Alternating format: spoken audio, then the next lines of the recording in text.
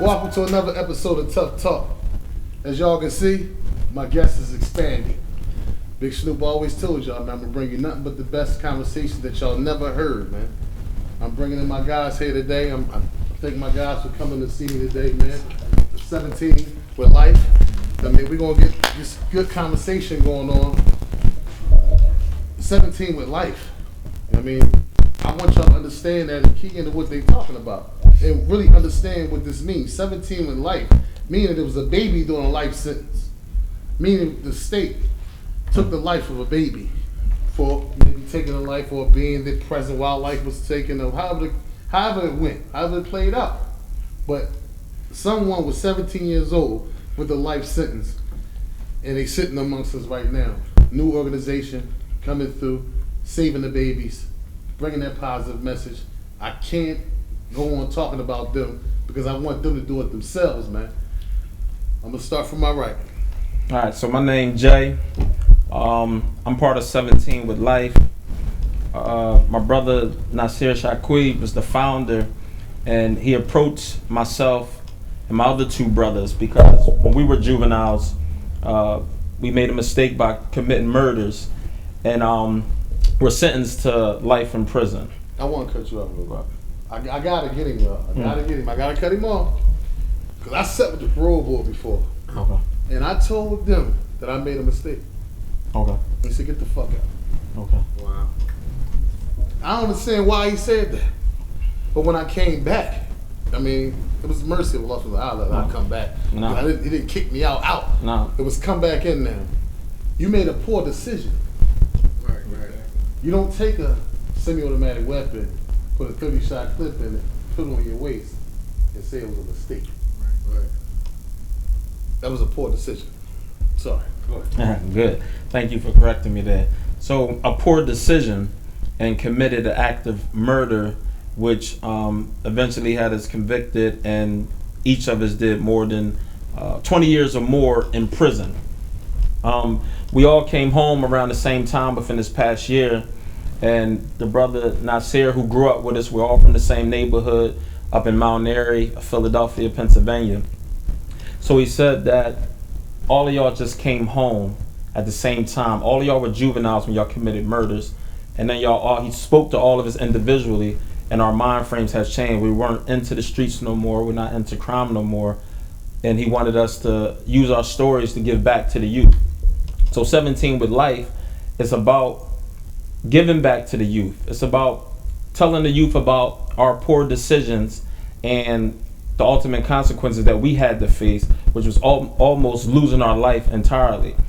So now we're out here, we're speaking to the children, we're going around to the schools, we're going out any events, the streets, anywhere we can go to try to help prevent young teenage kids and young children from making those same mistakes that we made. We're trying to give them an alternative to use in the streets or to use in this life to have a better career for the future. I'm Ian Cunningham, Robert, and I'm also a juvenile lifer that was sentenced to life plus 7.5 to 15 years. And I just came home 90 days ago. Actually, just came home in December 10th. Like that, just came home. You still got child hall food in your stomach. Yeah, I still smell like the building. Man. I feel like I still got Browns on, staples and all that. You don't, man. Welcome home, bro. Thank you. I was charged with second-degree murder. Robbery, homicide, actually. That's what that holds. And I was convicted of murder and also sentenced to the robbery. And found guilty of it. Ended up getting a life sentence, sent far away from my family, way out, a place I never heard of. I never heard of SEI Hunting or Altoona, Johnstown. I've never been in them places because I've always been in Philadelphia. Like that. So for me to be way out there and experience a new life that has become, because now this is the way I gotta live my life because of the act that I committed. So being confined up there, I never thought that dealing with the law or Pennsylvania state that it's a real process that you gotta go through. A process whereas I didn't know would take years out your life. And sometimes you won't make it to see your life if you don't have the proper procedure or proper backing or support to get you out that situation. I didn't know that, and so I had to go through, but I had to go through. I didn't count guilty. And it took 20 years for me just to get back home, to be around here amongst my family, my friends, and even here, sitting here today. I never thought I'd be sitting here on a talk show talking to Big Snoop and being here actually back outside in the world with my brothers, because I thought that I had no ending. No ending or beginning. I thought I was just lost and stuck like in a black hole by being in there. I've been there since I was 17. I'm 37 now. I'm 37 now. I'll be 38 this summer coming up. 20 years straight, no breaks. I never thought I would have the opportunity.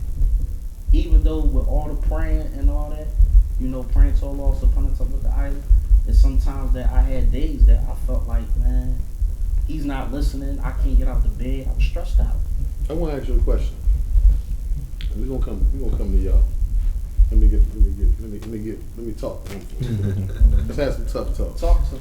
So, feeling that way, feeling that hopelessness, right, that you felt. All of us felt like that at one point in our lives, sitting in them joints, even without life. How did you prepare for this? What did you do in preparation for that gate to crack? I utilized my time. I took classes, What kind vocational of classes? classes. I took computer classes. I have my certification with flagging, like that. I took a money smart class, like that, to show me how to budget and balance my funds once I generate. How much time you had in when you made that decision? It took a while for me to calm down. When I first got there, I was still somewhat of an adolescent. My mind didn't really fully go into full effect until I turned like 25, 26. I got you. That's when I started to change my thinking. Like, yo, I need to improve. Because I'm getting older, but also I don't have no kids of my own, but my sister kids, my nieces and nephews, they're coming up. So now they got questions that I got to answer. So I had to prepare myself for things like that. Those things you learned, do you utilize them today? Did you go get a flagging job? No, I didn't get a flagging job, but I work at Lowe's. Work at Lowe's? Okay. Yeah.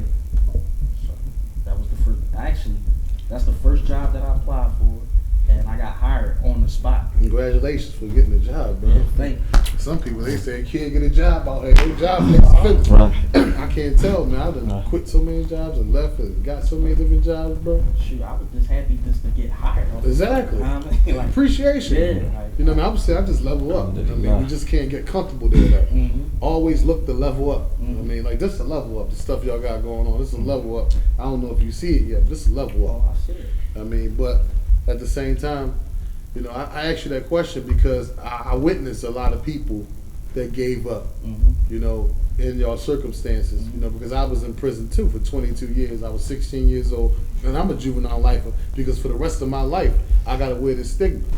For the rest of my life, I gotta wear the things that I went through, bear the emotional trauma and stuff I went through. You dig me? So I'm certified just like y'all to life. I mean, so coming home, I asked you that because a lot of us didn't. I see a lot of people in shelters and stuff now. Yeah. They don't have no jobs. They complain about they can't find a job because they didn't prepare for that day to come. I said, and the way you expressed it, I'm gonna play devil's advocate because some of the people watching, because I'm a community activist, so I'm out there in the community a lot, and I'm against violence. You dig me? I worked for Philadelphia Anti-Drug and Anti-Violence Network at one time, and I was in the streets, and I'm against that stuff because that stuff stands against what I stand for now. So I deal with the victims that we never recognized until we see them in the courtroom, unless we knew them all our lives. But there was victims sitting across from us on the other side that we looked at and felt some disdain for because of the pain they felt of losing their loved one. We understand that you was young and you didn't understand when lives was tooken, but lives was tooken. So looking for the driving force behind the change, is it that? Question. The fact that you took someone's life, Now you got your life restored. What you gonna do to move on? Only thing you can do is take it one day at a time. This is not a rush job. This is not a rush job at all. You take it one day at a time and you count your blessings. And in return, the only thing you can do is give back and help those that helped you get along the way where you at today. That's what I'm looking for. Right. And that's what I'm looking for to see if 17 with life is based on that, brother. That's what we all That's about. all I'm looking for. Exactly. You dig me? Exactly. Is 17 with life based on that?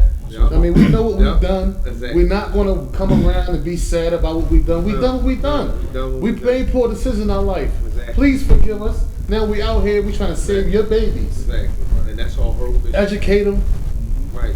raise them up, let the community raise our kids. Right. I mean, and stop them from killing somebody. Right.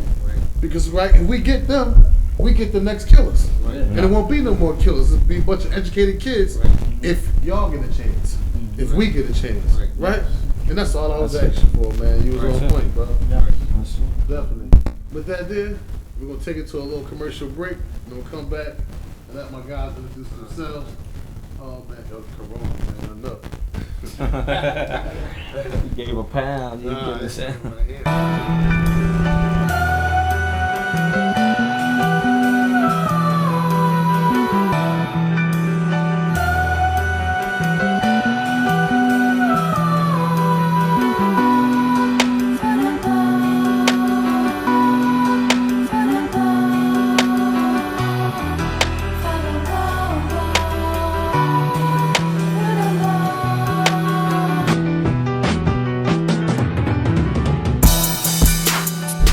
Welcome back to Tufftalk with 17 with Life.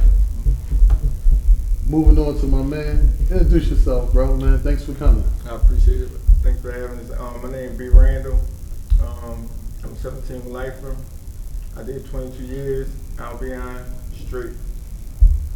It was a situation where I never thought I was coming home. And this, like, I had to live with this fact every day. Like I was telling my man Nas, every day you wake up in the morning, you wake up for count. They wake you up for count. One of my first thoughts was every morning, like, I'm gonna die in prison. All my appeals was exhausted. You know what I mean? This is before the juvenile lifer bill came down. So I knew I still had to change as a man. I knew I couldn't think the same way that I thought that brought me here. What brought me here? You see what I'm saying? So like I did different things. I had to educate myself. Like before I went to jail, I never finished high school. Like last grade, I left was 8th grade. That's the last grade I did. Mm-hmm. So I knew I had to educate myself. I knew I had to change my belief system. You see what I'm saying? So I went to school. I did intermediate classes to get to the GED part. You know what I mean? Got my GED. After I got my GED, I was able to do vocational classes. And you know, I got my certifications in plumbing, electrician, different things like that. And these what kept me going every day. Like these what kept me motivated. This what gave me just the motivation just to, you know, live life and feel like I was doing something with my life. You see what I'm saying? So it made you feel positive actually in there working and stuff It and made me feel learning. positive actually working and learning. It gave you a sense of hope. It gave me a sense of hope. Mm-hmm. You see what I'm saying? So like this. But yet and still you was battling with something like that you may die in jail because you were sentenced to die in Because I jail. was sentenced to die in jail, and the odds of people coming home, like we all been there. People coming home with life sentences is like rare. It's a rarity. So you know when you get this opportunity, it's a blessing, and you see that blessing. Like there's no other choice but to see the blessing Mm-hmm. and this opportunity. Like you made it home. What part of the city are you from? I'm from Germantown. Well, most of y'all from Germantown area? All from the same neighborhood. All from Oh, Dogtown. same neighborhood. Yeah. That's Oh, how Dogtown? I came about. Oh, all right. Yeah. So, like this how this all came about. You know what I mean? So, you know, I've been out here a year. Welcome home, bro. I appreciate it, man.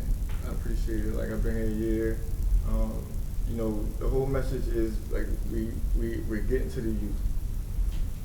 Like we experience what y'all experiencing now, and y'all don't want to walk down that road. And this is the message, and this is what we're giving. So, that's our motivation. Okay. My name Nasir, and I guess you could say I'm the founder of 17 with Life, but I just feel like I just got a message from God, from my Lord, and then I just a humble servant, just doing what I'm supposed to do. And I knew everybody. These all my brothers. We all from the same neighborhood, So I just thought, like, when I realized everybody came home, it's just the freakiest feeling when you know somebody got life. Like, I was upstate, so he was on the other side of the gate when he got his life sentence. So we sitting at the gate, and I remember him telling me on the other side of this gate in Camp Hill, I ain't never coming home. And he said, Nash, I ain't crying, and I ain't bitching about nothing. He like 19 years old, 17 years old, just got found guilty of homicide body, going upstate, never come home. He's like, man, I ain't crying about nothing. This is what he told me. I remember. So does it see him home and then know what happened to him and see him home and know what happened to him and see him home? And we all from the same neighborhood. So that right there alone had me at the shocker. So I'm sitting thinking, and then I was like, somebody need to hear this story. Somebody, the youth can benefit from what's going on. And 17 with Life just came in my head. I said, everybody, what they got all in common? 17 with Life. Yeah. I said, we all 17 with Life. So then I thought, if I can relay this message and get this message out here to the youth, and the youth can really understand what's going on, that they can benefit from this story. Because it's a one-in-a-lifetime story, and it's real. So I started with the documentary. That's how the idea came. So I said, how I'm going to get it out there? I'm going to shoot a documentary, true story on everything that happened. We all got something in common. We all from the same neighborhood, which is like a 5-block radius. We all know each other. And everything happened within the same year or two. They murder happened on the same block. Different times. You understand what I'm saying? Yeah. So I figured. What happened first? Yeah. Mine was 98, April 98. Who older? I'm older. Are you older? So with that, and just relaying the message to the youth and them understanding. So we talked at King, we talked at Gratz High School, and to see the reactions of the kids when they hear it and they see 17 with Life and how they feel us and the energy. And that's what I'm talking about. Yeah, bro. they Man, understand incredible us. messages, man. Yeah, they Incredible understand us. messages out here putting in the work. Right. Because one thing y'all gotta remember, man, them other people not credible messages. So they need us. There's too many bodies dropping. I respect men like y'all stepping up, man. And that's why I'm happy to have y'all on the show. And y'all story can get put out there even more. But y'all gotta stick together, bro. It's a beautiful thing out this joint. Because credible messages, especially uptown area, there's a lot of bodies dropping up there, man. And they need y'all. Right. And these politicians, they just want to march down your motherfucking block. Right. They want to give the people hamburgers and hot dogs and shit. Right. They don't want to do no engagement. Right. Y'all going to them schools, y'all doing some engagement. Right. Y'all doing some engagement. Somebody listening. Right. Somebody listening to y'all out in that crowd, bro. Even if it's only 5 out of 100. Right. Or 1 out the beam. Right. They listening to y'all. Because they hear your story and they recognize y'all. They may even heard y'all names. But now we coming home with a different voice. That shit wasn't cool. Right. Do you know what I went through? Right. You know I had to go through to see my family? Had to get strip searched. This Tufftalk, y'all. Right, Had to right. lift up my dick and my balls Right, and right. crack my ass open Right. just to go see my family? Right. Come on, man. Yeah. Right. We went through this shit. I'm telling y'all that. Right. I mean, it's embarrassing to me, but I'm telling y'all because I don't want y'all to go through it. And that's what we telling them, right? Right. Right. For sure. We credible messages. Sure. We praise what they praised already. Right. We been there and done that, right? Right. Right. Come on, man. Right. Tell them something, man. Right. I mean, One of y'all. I mean, No, I that's know that's you're over here that's the gassed no. I mean, that's absolutely the message that it's like hitting evils, or I'm gonna say punishments, or just hitting demons that you don't even see when you go out there to sell drugs, or you go out there to rob, or you go out there to steal, kill, whatever. It's hitting other punishments that you don't even think. Like, you might just think that your punishment is If you get caught, you get locked up, go to prison. But like Big Snoop just mentioned, a part of that punishment is that humiliation when you got to strip, when you got another man telling you to lift your nuts, bend over, spread your cheeks. A part of that humiliation is having your mother come 6 hours. 6 hours this way, 6 hours this way. That's a punishment on you and on your mother. In the snow. In the snow. If you got kids, when you hear my daughter used to always say, she was almost 1 right before I got locked up. My daughter's 21 today. But I remember her always, when she started talking, asking me, Daddy, when you coming home? Right? And then, you see the parole board come up. You say, next year. You get that hit. Daddy, when you coming home? Next year. Get that hit. You get like 5, 6 hits, just like, you stop answering that. You stop answering that question. Like I just stopped answering the question. So it's so many hidden punishments that you don't even see when you're just young. And all you think about is making that quick dollar. And your homie not calling home telling you about it, right? And you're not coming home tell you about it. Like it's just, people that help raise you, people that really love you, your grandparents, your aunts, them aunties, them uncles. When you're doing 20 years in prison, by the time you got half of that time, and most of them dead now and gone. It's the niggas that you're doing it for that's not gonna be there. That's what I was about to say. You gotta watch your friends. We're not even talking about that. We're not even talking about that. The fact that everybody is in situations due to your friend, your right hand man, the person that you thought was your man. Right now, that's sitting next to you right now. And he gonna tell on you. We're not talking about that. For something Yeah, that's what I'm saying. The one you getting money with right now. You got them 3, 4 homies you with every day. When that pressure hit, one of them, at least one of them, is going to turn on you. Yeah. It's not in every situation. All right? It's not in every situation, but if we just going off majority, what usually happens, the stuff that we think don't happen, that these rappers don't tell you about, that's telling you, how they be in their rap songs. One of these people, who else know you better than the person next to you? Right? The detectives don't know you like that. The cops don't know you. They get information from those around you. So, it's not worth it. It's not, the street life is not worth it. I want to ask y'all something. Like, what do y'all see 17 with life? Like, what type of things are you going to bring for the kids? You looking for a location, a facility? Right. So you can give like classes and stuff like that? Or Dreams of school. Right. Where y'all at? The School of Dreams is hopefully, we're working towards. So we're working towards the School of Dreams. And we would like to get all the kids together, which we're doing now, talking to the youth, and we want to let them express themselves. Give them a place to where they can be where they want to be and do what they want to do and actually help. Because we know what it takes to help people and what people really need, because it takes one to know one. So you can't just get somebody from somewhere else and expect them to relate to the people that we relating to, which is the youth that we got. So it takes one to know one. So if we give them a chance, I think people need guidance. That's what the youth need. That's the new word, guidance. They need guidance with finance behind it. Say it again. Guidance. That's what the world needs.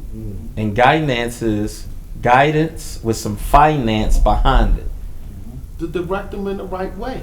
Because if you want to get me off the corner and you ain't putting no money in my pocket and you ain't really helping me where I want to go, then I'm going to look at you like this. But if I can get you off the corner, invite you to a school or somewhere as though you can cut hair, you can rap if you want, you can play basketball, you can be an entrepreneur, you can open up your own business, and then we teach you how to do these things and open up your own business in your community, support each other, and build your community up with the youth.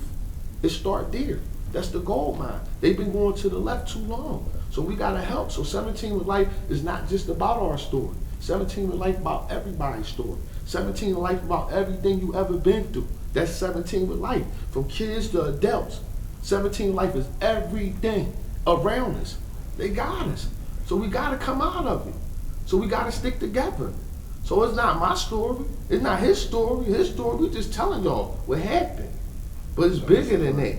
You understand what I'm saying? Because it ain't nobody's story. It's your story too. You 17 with Life. Everybody around us. 17 with life. Why you ain't bring me no hoodie then, man? Oh, I got you. It's in the car.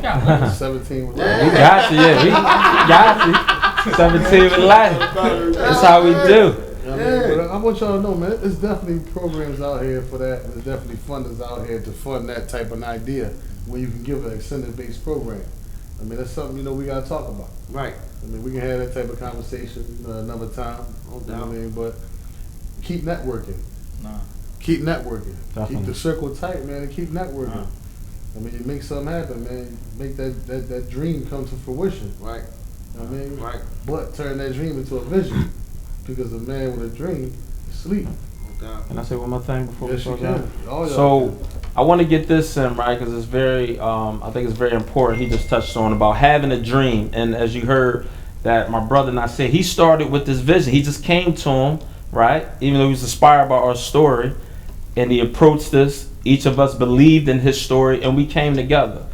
We don't get no funding as of right now. That's not even our mission. Our brother funds everything out of his own pocket. He's a truck driver. He works a 9 to 5.